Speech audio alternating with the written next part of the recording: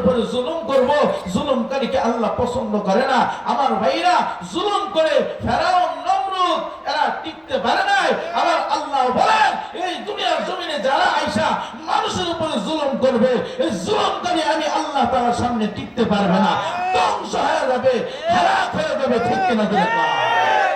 এই জন্য আমার ভাইরা, আমার বন্ধুগণ, রাসূলুল্লাহ সাল্লাল্লাহু আলাইহি সাল্লাম ডাক দিয়ে বলেন, ও সাহাবী, ব্যবসা করো তবে সুন্নত তরিকায়। মনে আছে? হ্যাঁ, কই গেছিলাম দা? আসলে ওয়াজ থয়া সুন্নত তরিকায় ব্যবসা করো। রাসূলুল্লাহ সাল্লাল্লাহু আলাইহি সাল্লাম সমস্ত সাহাবীদেরকে একত্রিত করে ডাক দিয়া বলেন, ও আমার সাহাবীরা, আজকে তোমরা সবাই একত্রিত হয়ে গেছো, আমি মনে হয় আর বেশি দিন বাঁচবো না। সাহাবীরা রে, আমি তোমাদেরকে কিছু আমল দিয়া দেয়। বাইনা আমার বন্ধুগণ, আল্লাহ রাসূল সাল্লাল্লাহু আলাইহি সাল্লাম আমল দিয়া গেছে। যদি ওই আমলগুলি আমরা পরিপূর্ণভাবে আদায় করতে পারতাম, ঘরের মধ্যে কোনো অশান্তি থাকতো না।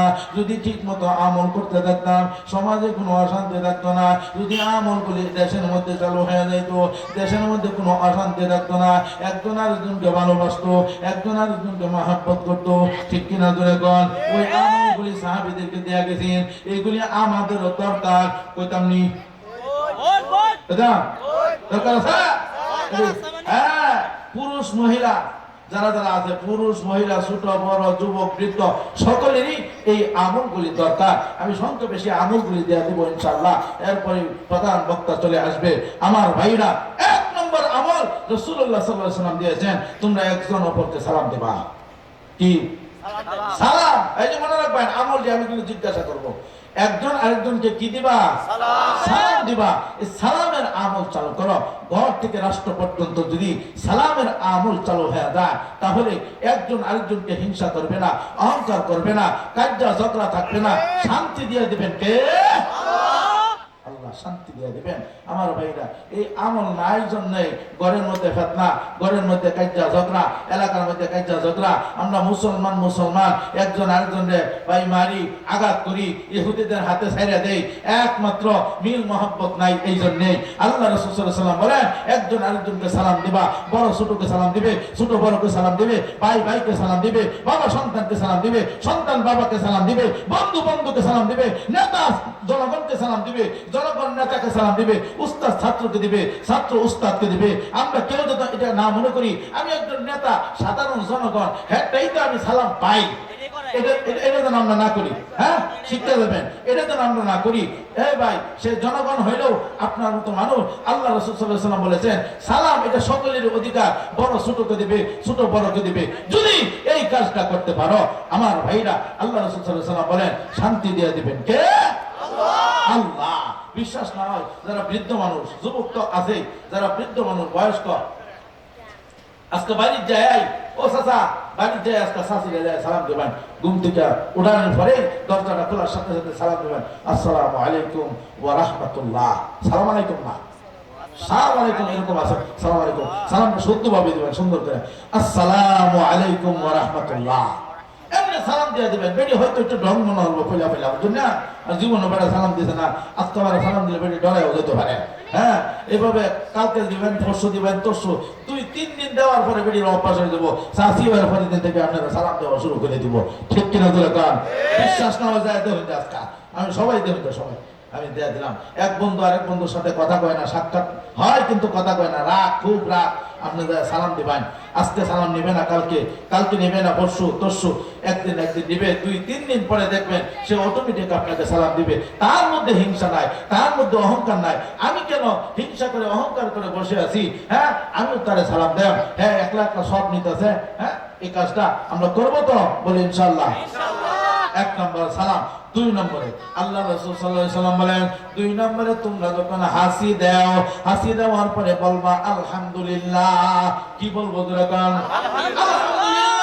পাশে যদি কেউ থাকে সে বলবে ইয়ারহামুকাল্লাহ। একজন সাহাবী জিজ্ঞাসা করলেন, ইয়া রাসূলুল্লাহ, ওগো নবীজি আলহামদুলিল্লাহ কেন বলবো? যে কেউ যদি হাসি দেয়, হাসি দেওয়ার পরে তার দেহের ভিতর থেকে কমপক্ষে 70টা রূপ বের হয়ে যায়। এতগুলি রূপ বের হয়ে গেল, তোমরা কি আল্লাহর দরবারে শুকরিয়া আদায় করবে না? যে হ্যাঁ, শুকরিয়া আদায় করে আলহামদুলিল্লাহ পড়তে হরফ লাগে 8টা। কয়টা হরফ জুড়ে বলে? 8টা হরফ লাগে। জান্নাতের দরজা 8টা। নবীজি ডাক দিয়ে বলেন সাহাবীরা, ওই সময় কেউ যদি শুকরিয়া আদায় করতে পারে আলহামদুলিল্লাহ বলিয়া, আল্লাহ তার জন্য জান্নাতের 8টি দরজা খুলে দেয়। এটা করব তো। 2 নম্বরে হাসির জবাব দিব। 3 নম্বরে একরাম করব। একরাম, একজন আরেকজনকে একরাম করব। আমার ভাইরা, আল্লাহ রাসূল সাল্লাল্লাহু আলাইহি সাল্লাম বলেন, কেউ যদি একরাম করতে পারে, সামান্য তুমি একরাম তুমি করলা, আল্লাহ তোমার আমলনামায় 10 বছর ইতিকাফের সওয়াব দান করে দিবেন। 10 বছর, কয় বছর? 10 বছর ইতিকাফের সওয়াব। 10 দিন ইতিকাফ করুন না মসজিদে। এটা কবুল হইতেও পারে, নাও হইতে পারে। ঠিক কিনা দুরা কাম? এটা কবুল হতেও পারে, নাও হতে পারে। যে ধরনের ইতিকাফ আপনি করেন মসজিদে, দেখুন যে একটু খেয়াল করে দেখুন যে ভাই যদি এই নিশাতা হয়, এরকম একটা নিশা আছে না? কে নিশা থাকলে তো ভাই নাই, যাই আমি লেফটিনের ভিতরে যাই মেরে দেয়, আছে না নাই? এমন অনেক আছে। বাড়ির পাশে যদি মসজিদ না হয়, বেড়া যদি এতে কাপড় বকারি সুহি নাই পারে, বেটি বাইরে লুকি না। ঠিক কিনা তো রাখান? আমার বাইরে আমার বন্ধুগণ, কোন এলাকা কোন সমাজ আছে 100 করে 150 করে সমাজ, কিন্তু 10 দিন এতে কাপড় লোক পায় না। না পায় আরেক গ্রাম থেকে হুজুর একজন কিনে 3000 টাকা দাম, মনে হয় সে দায় মুক্ত হয়ে গেছে। এরকম আছে না নাই? অনেক আছে। এটা আল্লাহর দরবারে কবুল হইতেও পারে, নাও হইতে পারে। কিন্তু নবীজি ডাক দিয়া বলেন, কেউ যদি তোমরা একরাম করো, একরাম সামান্য একরাম করার কারণে আল্লাহ তোমার আমলনামায় 10 বছর ইতিকাফের সওয়াব দান করে যান। এই বেটা কই কই এক করব, জন মানুষ না ভাই, এক করব, এই এক করব যত করে বুড়া বেড়া উঠে না দাও, জন মানুষ না যাও দাদা কত ধরে রাখুন না, মাঠ নষ্ট হইব না, নষ্ট হইলে আবার দেখবেন কাম ভাই রাখবেন। হ্যাঁ না, কাম ভাই রাখবেন, উপায় নাই, মাঠ নষ্ট হয়ে যেত না।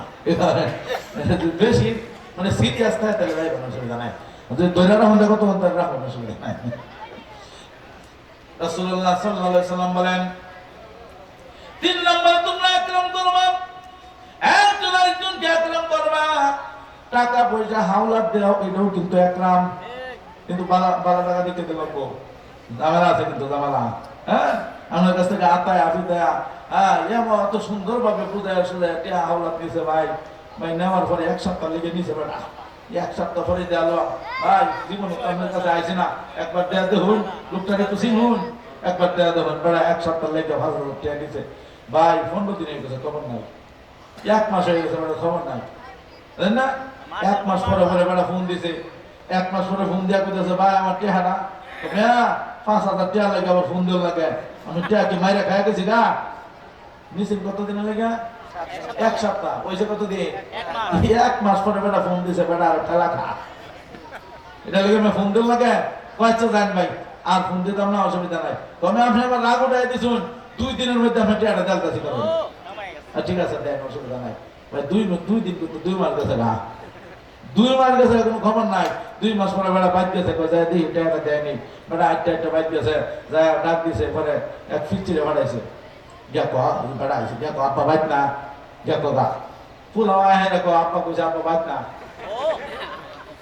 তোর বাপ বাইক না, তুই কই কই তোর বাপ, আব্বা কইছে আব্বা বাইক না, আব্বা কইছে না, শুনতে কইছে শুন কারবা, অত ছোট হামের কাছ থেকে নিয়েছে, বেড়া হয়ে গেছে 3 মাস, 1 সপ্তাহ লেগে নেওয়া 3 মাস 5,000, এরকম লোক দেখতে দেন না তো, সাবধান উপায় আছে। হ্যাঁ, কিছু কিছু লোক আছে কৌজোর না, 3 জোড়া জুতা শেষ নতুন, এর পিছে হাঁটতে হাঁটতে টেহা দেয় না, হাওলাত নিছে, এরকম হাওলাতটা লোক আছে না নাই জোরে কম? এরকম একরাম করা যাবে না। আল্লাহ রাসূল সাল্লাল্লাহু আলাইহি ওয়াসাল্লাম বলেন, একরাম করো লোক দেখা, লোক বুঝা, যার লেনদেন ভালো, যার লেনদেন ভালো। আল্লাহ রাসূল সাল্লাল্লাহু আলাইহি ওয়াসাল্লাম রে আল আমিন উপাধি দিয়েছিলেন কে? কাফেরেরা, কাফের মুশরিক বেঈমানেরা আল আমিন উপাধি দিয়েছিল। হ্যাঁ, বিশ্বাসী মুহাম্মদের মতো ছেলে হতে পারে না, তার কাছে আমাদের টাকা পয়সা আমানত রাখলে আমানতের খেয়ানত হয় না, এটা উপাধি দিয়েছিল আল আমিন। সুবহানাল্লাহ জোরে কর। কিসের কারণে? আমানতের খেয়ানত করেন নাই, যেমনি টাকা রাখছে এমনি। আর আমি মসজিদে কে আমার রেখে আলাই না, এরকম আছে না? অনেক আছে মসজিদে, সুযোগ পাইলে মসজিদে কে আমার রেখে। আল্লাহু আকবার। এই কাম করেন না, কেউ উপায় নাই। কেউ মসজিদ মানুষের কেউ আমার রেখাইছেন এ পর্যন্ত আছে? থাকলে হাত তুলে দেখি না আলহামদুলিল্লাহ কোন কোন আলহামদুলিল্লাহ 3 নম্বরে একরাম করতে হবে ভাই আমার ওয়াজ লম্বা আছে না তো লম্বা হবে যেত না 4 নম্বর রাসূল সাল্লাল্লাহু আলাইহি ওয়াসাল্লাম বলেন 4 নম্বরে রোগীর সেবা করবা অসুস্থ ব্যক্তিকে বেশি বেশি তোমরা দেখতে যাইবা এটা হলো আমি রাসূলের সুন্নাত আমি রাসূলুল্লাহ সাল্লাল্লাহু আলাইহি ওয়াসাল্লাম আমি রোগীর সেবা করেছি রোগীকে দেখতে গিয়েছি দূরে হইলেও কষ্ট হইলেও জাহেরা দেখছেন রাসূল সাল্লাল্লাহু আলাইহি ওয়াসাল্লাম এই শিক্ষা আমাদেরকে দেয়া গেছেন হযরত তালহা রাদিয়াল্লাহু তাআলা আনহু ছোট মানুষ এই তালহা নবীজিকে ভালোবাসতেন মহব্বত করতেন ওই তালহা অসুস্থ হয়ে গেছে এই তালহা নবীর মহব্বতে বাবার গর্দান কাটতে গিয়েছিলেন সুবহানাল্লাহ বলে না নবীজি কয় হে তালহা বুঝতে পেরেছি তুমি আমাকে ভালোবাসো তোমার বাবার গর্দান কাটতে হবে না টেস্ট করলাম পরীক্ষা করলাম তালহা অসুস্থ নবীজির কাছে সংবাদ আসছে ইয়া রাসূলুল্লাহ আপনাকে যে তালহা ভালোবাসে মহব্বত করে অসুস্থ হয়ে গেছে রাসূল সাল্লাল্লাহু আলাইহি ওয়াসাল্লাম বলেন তাড়াতাড়ি চলো আমার সেই তালহাকে দেখতে যাইবো তালহাকে দেখার জন্য গেছেন যা নবীজি পাশে বসে ডাকেন তালহা কথা বলো চোখ খুলো কথা বলো কিন্তু তালহা কথা বলে না চোখও খোলে না রাসূল সাল্লাল্লাহু আলাইহি ওয়াসাল্লাম বুঝতে পারলেন আমার এই তালহা মনে হয় আর বেশি দিন বাঁচবে না তার বাবাকে ডাক দিয়ে বলেন ও সাহাবী আমার তালহা যদি মারা যায় আমাকে সংবাদটা দিবা আমি নবী এই তালহার গোসল নিজের হাতে আমি দিতে চাই আমার এই তালহার কাফন আমি নিজের হাতে বানাইতে চাই আমার তালহার জানাজা আমি দিয়া আমি নিজের হাতে কবরের মধ্যে রাখতে চাই আল্লাহু আকবার বলেন এই ওসিয়ত করে নবীজি চলে গেলেন কিছুদিন পরে সংবাদ গেলেন ইয়া রাসূলুল্লাহ ইয়া হাবিবাল্লাহ আপনার তালহা মারা গেছে কিন্তু আপনাকে সংবাদটা দেয় নাই নবীজি কান্না শুরু করে দিয়েছেন চিন্তা হায় রে আমি কি এমন অপরাধ করেছিলাম আমার তালহা মারা যাইলে আমাকে সংবাদ দেওয়ার কথা আমি বললাম কিন্তু দিল না তার বাবাকে ডাইকা দিয়েছেন ও আমার সাহাবী বলছিলাম তালহা মারা গেলে আমাকে সংবাদ দিতা কিন্তু কেন যদি না তালহার বাবা কান্না করে আর বলে ইয়া রাসূলুল্লাহ ইয়া হাবিবাল্লাহ ওগো নবীজি আমার তালহা মারা যাওয়ার আগে আমার সাথে কথা বলেছেন বাবা গো আমি যদি মারা যাই যদি দিনে মারা যাই নবীকে সংবাদটা দিও রাতে যদি মারা যাই আমার নবীকে সংবাদটা দিও কেন বুঝিতাম না ওগো বাবা রাতে যদি আমি মারা যাই নবীজি আমাকে গোসল দেওয়ার জন্য কাফন দাফনের জন্য রাত্রে চলে আসবে রাস্তার মধ্যে কাফের মুশরিক বেঈমান যদি আমার নবীকে আঘাত করে আমি সইতে পারবো না কিয়ামতের ময়দানে আমার মালিক আমার আল্লাহ যদি আমাকে জিজ্ঞাসা করে কি জবাব দিব এই জন্য রাতে মারা গেলে আমার সংবাদটা আমার নবীকে দিও না আমার তালহা রাতে মারা গেছে এই জন্য দিতে পারি নাই নবী গো আপনি আমাকে মাফ করে দেন আপনি আমাকে ক্ষমা করে দেন নবীজি বুঝতে পারলেন এ সাহাবী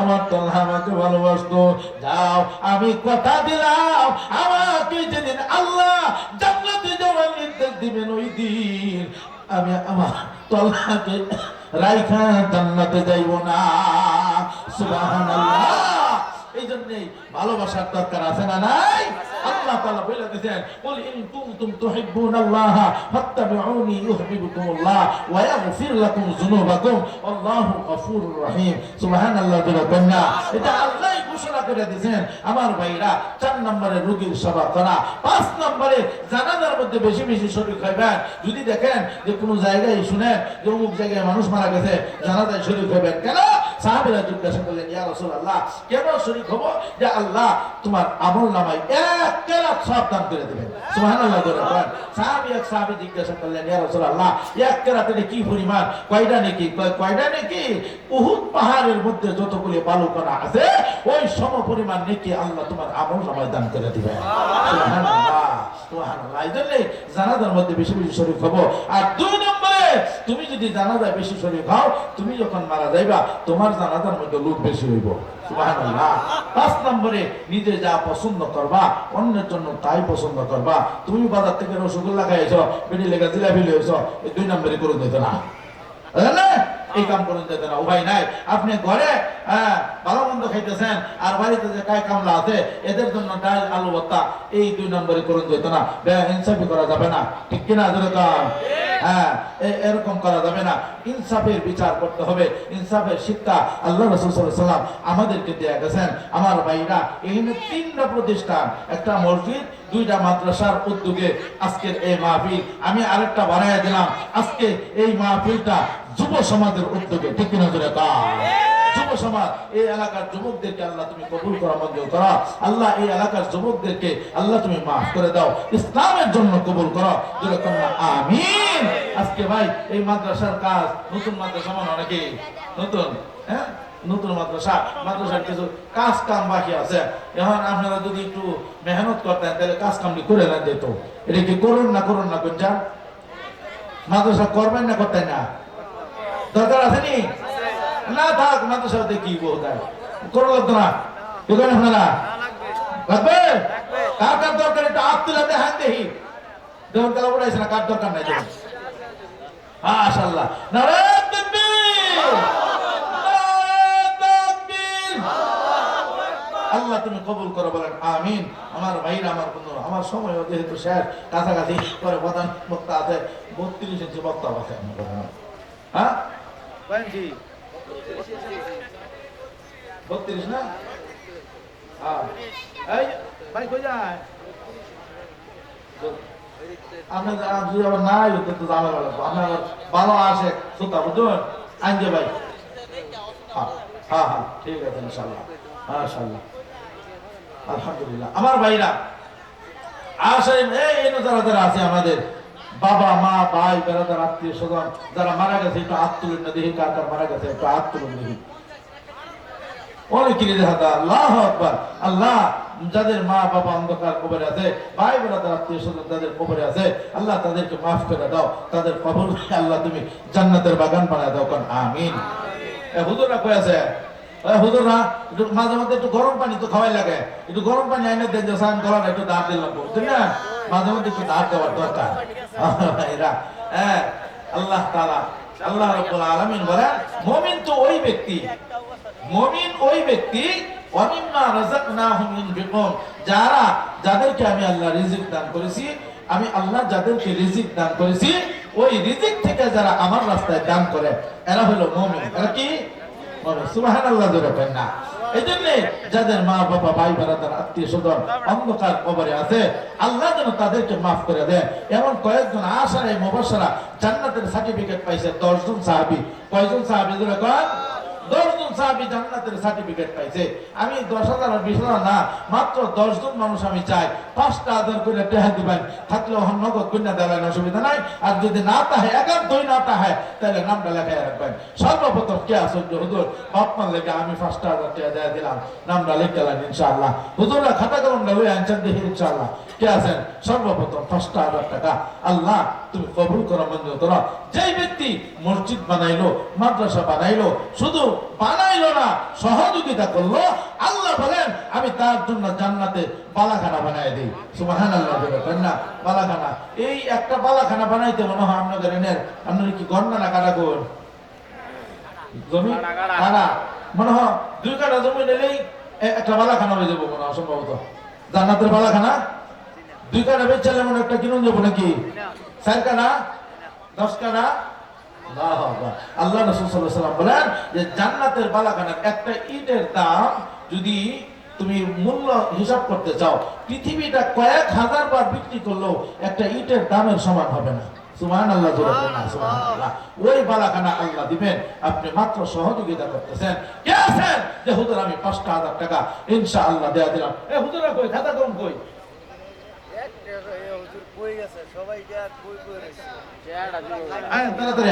এখানে দেখেন সভাপতি 2 জন, সহসভাপতি হয়েছে 4 জন, কিন্তু কেউ নাই, আমি খাইলে একলা।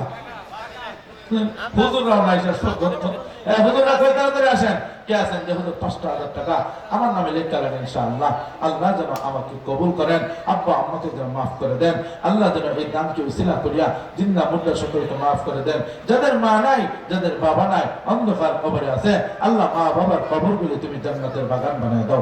সর্বপ্রথম কে আছেন 5,000 টাকা। আল্লাহ যাদের আছে কবরে মা বাপ, আল্লাহ দয়া কইরা মাফ কইরা দাও কবরে রাজাব নামিন। যাদের নাই মা বাবা সংসারে, আল্লাহ দুঃখ কষ্ট দিও না গো কবরে।